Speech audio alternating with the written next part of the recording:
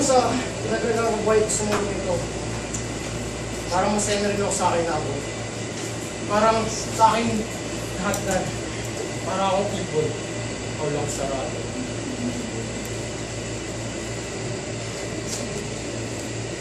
Linto! Ano ho ang iyong dala niyo? Bukas at babasitin para sa nakabilang buong kapatid. Pepe! Ate! Arday! Oo. Pepe, dala ko ito yung Obrang Holy Metangere. Pwede ko itong basahin kayo tumakasok sa pananalihi ko sa Zelda ito. Maraming salamat, ate, sa obra.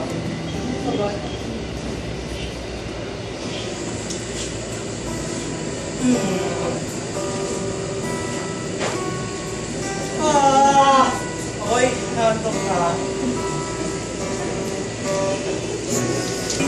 Habang binabasa ang kanyang obra, sa mundo ng panaginip, kanyang muling binalikan ang mga pangyayari sa kanyang obra.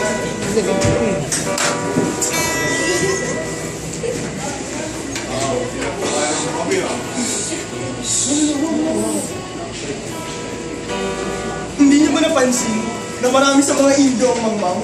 Padre, baka nakakalimutan ninyo. Stahanan tayo ng isang Indio. Matagal na ipinagpapalagay ni Tiago na hindi siya isang Indio. Inuulit ko, wala na talagang tatalo sa kamangmangan ng mga Indio. Mga kaibigan, pinagagalak ko ipakilala sa inyo ang dahilan ng pagsasalong ito. Ang anak ng aking nasirang kaibigan, si Don Crisostomo Ibarra. Buenos noches, amigos. Mga pura ng ating bayan at ang matalik na kaibigan na aking ama na si Padre Damaso. O ako nga ba'y nagkakamali? Hindi ka nagkakamali. Ako nga si Padre Damaso. Ngunit kahit kailan na hindi ko naging matalik na kaibigan ng iyong ama. Ikaw na ba ang anak ng yumao si Don Roque Ibarra? Ako na nga ho yun, tiniente. Maligayang pagdating at away maging mas mapalad ka kaysa sa iyong ama. Maraming salamat po. Dali na mga kaibigan, nakakain na ako.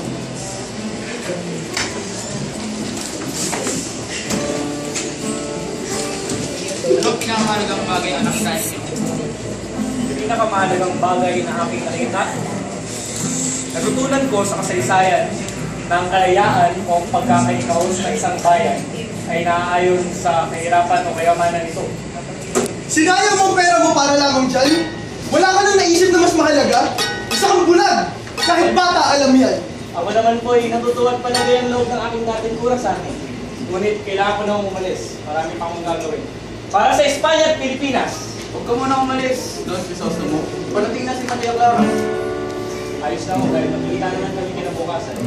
Adios. Nakita nyo? Ganyan ang nangyayari sa mga kabataang pinapadala sa Europa. Nagiging mayabang at mapagmataas. Dapat talaga hindi na pinapayagan ng kabataang pumunta sa Europa. Senyor Ibarra, hintay kinulat na naman ako. Mag-ingat ka sa inyo. Gawin maging aras sa inyo ang nangyari sa inyong ama. Nangyari sa akin naman. Hindi mo ba alam? Namatay ang iyong ama sa loob ng bilangguan eh. Sa bilangguan? Oo, hindi ako nakakagkamali.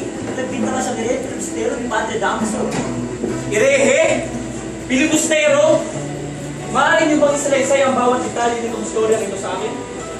Noong araw, na meron sa kastilong masama o galing na naging koleksyon ng pulis. Isang araw habang siya'y namamolekta, siya ay napagkatuwa ng mga kabataan.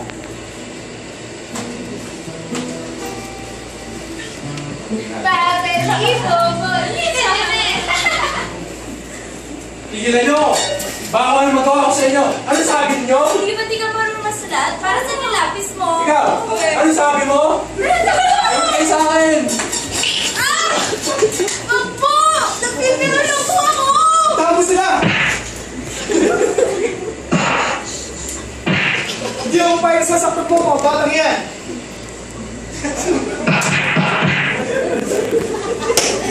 Hindi makalaya, nasira ang kanyang kalusugan at doon na namatay sa loob ng pinagbuwan. Walang dahilan. Kaya hindi sa akin ito sinabi ni Kapitan Tiago.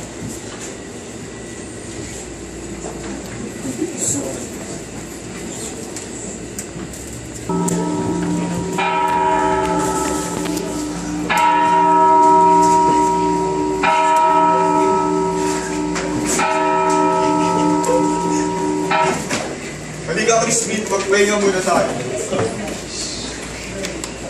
Kuya, magkano ba sa doon yung ₱2, bakit?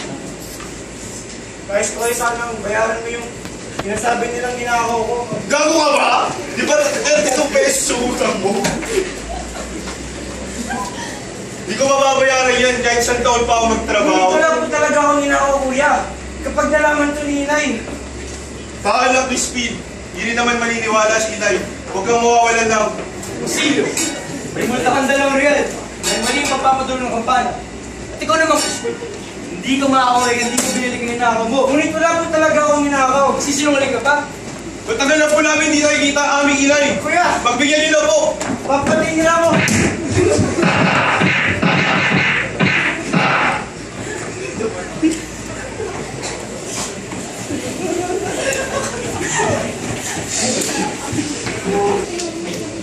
Para saan ang mga yan? Para sa kulang, nais ko sana siyang makita. Okay, sakit ang kurang ngayon. Tungkol saan ba yan? Ilang araw ko nang hindi nakikita ang anak ko si Crispin. Crispin, aba, ikaw pala ang ina na magnanakaw. Matapos magnakaw ng batang yun, ay tumakas rin. Pinapunta nga ako sa kwartel kanina upang magsumbong. Mapunta na ngayon ang mga gwardiya civil sa inyong tahan upang huliin ang iyong anak. Hindi! Hindi magnanakaw ang aking mga anak. Hoy! Ikaw! Ina na magnanakaw! Huwag mong iyakan ng mga anak mo! Bakit? Dahil nagmana sila sa kanilang ima. Mga anak. Huwag mo na silang ipagtanggol kung ayaw magpag-lumalabang sitwasyon. Sabihin mo na kung nasa mo itinago si Crispin. Senyor, ilang araw ko nang hindi nakikita ang anak kong si Crispin. Isauli mo na lamang ang perang ninakaw ng iyong mga anak. Kahit paminsan nagugutom, hindi kayang magnakaw ng aking mga anak. Sinungaling! Pero kung yan ang gusto mo, ikaw na lang ang ikukulong presinto. Ngunit wala talagang ginagawa ang aking mga anak. Inosente sila. Hindi nila kayang magnakaw. Sandali lamang. Ako wala yung sisisa. Nagkakamali ang pura. Kung gusto yung mabalik ang ginto, mandalangin kayo kay San Antonio. Umalis kayo!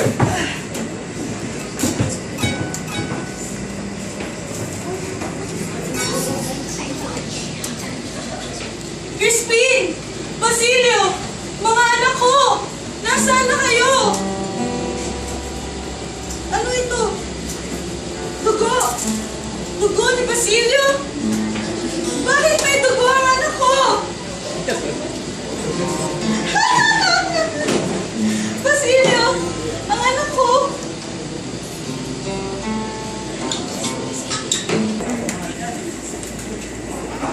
Maria Clara! Saka na pala, Crisostomo. Maaari na ba tayo umalis sa aking mahal na binibini? Okay lang pala. Ito nga pala si Elia.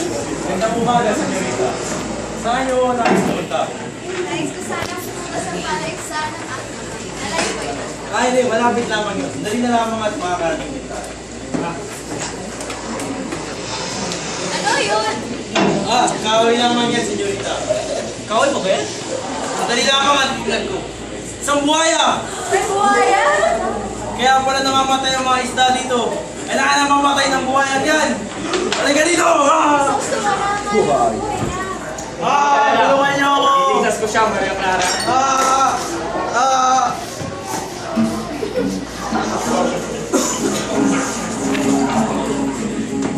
Nasaan na sila? Baka kung ano na nangyari sa kanila. Ayun sila! Ligtas! Maraming salamat, senyor. Sa tuwing ikaw yung mga kailangan ng tulong, ako'y darating para sa inyo. Saan ko yan, kaibigan? Maraming salamat ulit. So ano bang paaralan namin pinagawa?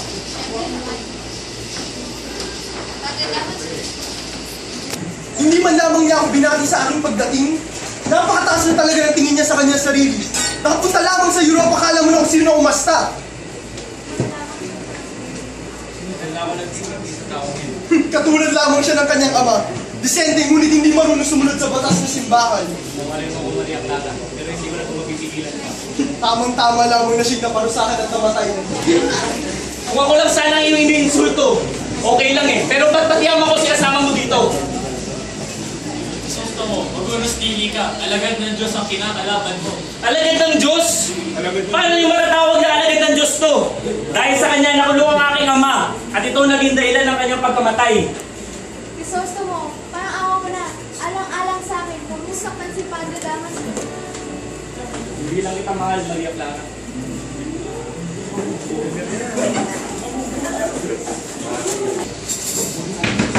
Ako po. Oh, Elias, Senyor Ibarra, kailangan nyo na umalis sa lugar na ito. At nanganganib ang buhay nyo. Nanganganib? Bakit? May pag-aalsa ang magaganap at kayo na sabihin nagpasimula. Pag-aalsa? Sino may pakana nito? Hindi ko alam, Senyor. Anong kailangan kong gawin? Kailangan nyo sunugin ang mga papeles. At umalis na kayo habang umaga pa. Maraming salamat. Gagawin ko na ito ngayon. Umalis na kayo, Senyor.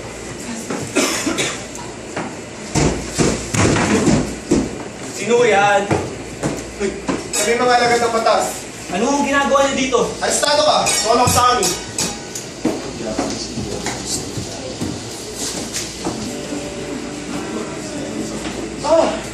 Tatanong ang aking isip kung mananatili pa ba ako sa aking luwa at sumugat gamit ang aking pananalita o mukhang wala ng bagong estilo at gumamit na ng sandata at matapos na ito.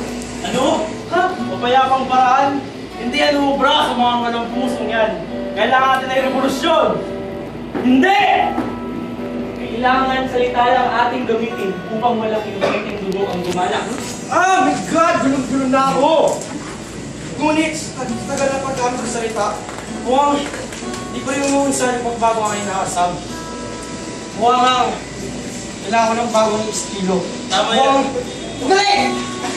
Mukhang kailangan ko magsimula ng revolusyon! Tama yan! Revolusyon! Revolusyon! Ngunit, ay nako, malakas sa kanila. Kung tutusin, ano kasi pare? Kung tutusin, mas kompleto yung sandata eh. Pero, pag-desisyon na ako, mukhang nanatili ako sa pagsusulat! Compact! Aha!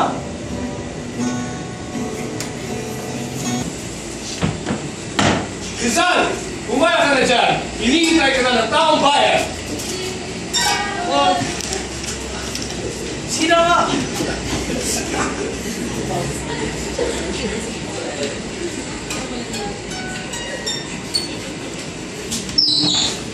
Inay! Sino ka? Si Basilio po, ang anak nyo. Anak? Wala akong anak. Hindi kita kilala. Ampun ka lang. Huwag po kayong matakot sa akin, Inay! Basilio? Opo, ako nga po. Anak? Inay! Ba't niyo po ako iniwan? Iho! Iho! Tingnan mo ko. Sino po kayo? Anong nais mong gawin sa iyong ina? Gusto ko po siyang ilibing. Kumuha ka lang ng panggatong at sunugin mo kaming dalawa. Malapit na rin akong mamatay. Opo, Ginoo. Apun ka!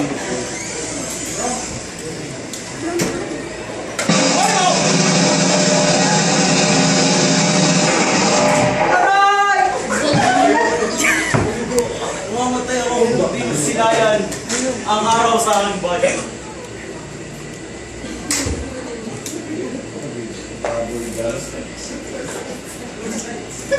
Nice.